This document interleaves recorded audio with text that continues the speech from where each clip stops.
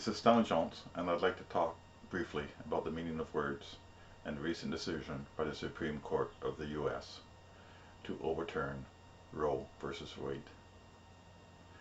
There are many explanations put forth in their justification for overturning previous rulings.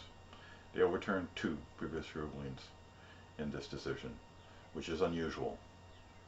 They also buttress their decision against being overturned in the future, not counting on the simple precedent of not overturning previous rulings to protect themselves, because they are not doing that for others, so why should others do that for them? They actually try to protect themselves in their wording. But they go further. They set a whole slew of other decisions by the Supreme Court to be overturned in the wording of their decision. A large part of that stems from what it means to be free. The framers of the Constitution talk about personal liberty. So there is an issue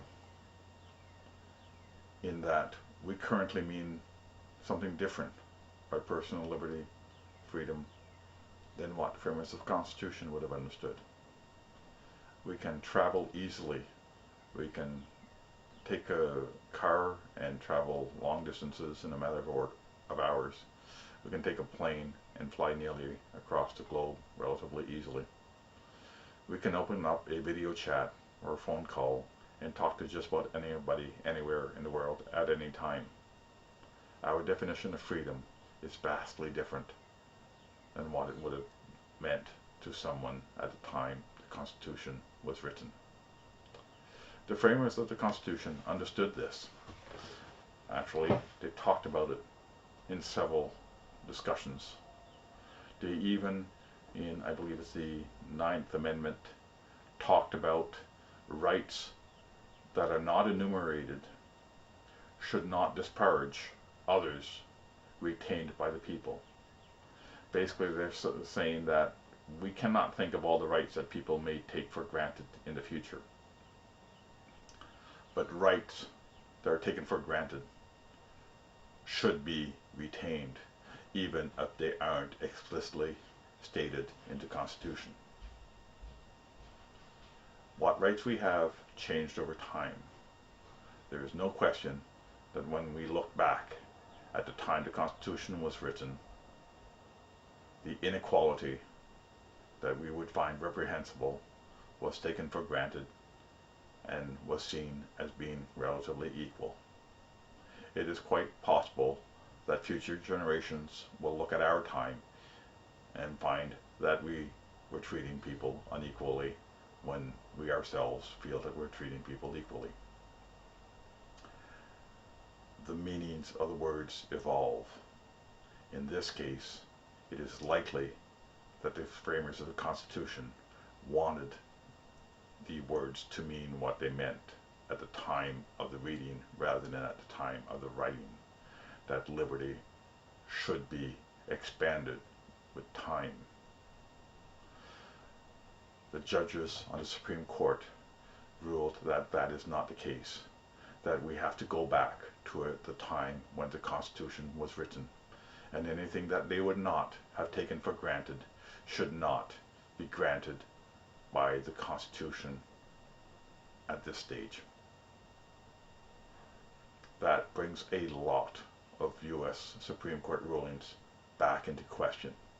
Indeed, the ruling states that there were several errors made by the Supreme Court, in their opinion, errors made when the Supreme Court overextended itself by using current social norms in making judgments. That means that all those rulings that use current social norms could be overthrown. It is and should be a scary thought. we have people on the Supreme Court of the U.S. who do not agree to fundamental principles that most Americans thought were universal. 3 of the Supreme Court appointees were put in place by a corrupt individual who was himself put in power largely to help destroy America and help Russia. His followers don't want to admit the facts, but he was a reprehensible man, and he put people in place not because of their qualifications, but because of their loyalty to him. That is the only thing he used in evaluating whether somebody should get a position or not.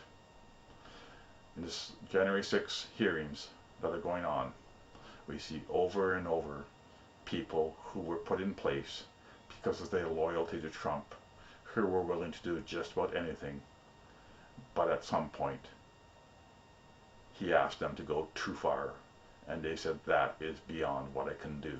It is too reprehensible, and they were kicked out and replaced by somebody else who was even more of a bootlicker. This is the man who placed 3 people on the Supreme Court who are now destroying the fabric of America for motives that are not justifiable. This is not a simple case. This has far-reaching implications, and it is unlikely that it will stop before it is too late. Good luck to all Americans.